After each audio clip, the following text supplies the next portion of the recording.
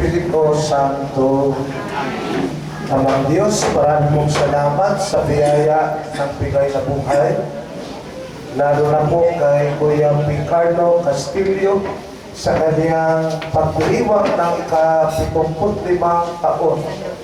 Salamat po sa mga pagsubok at biyaya at maraming mga bagay na ipinagkaloob po sa kanya at sa kanyang pamilya.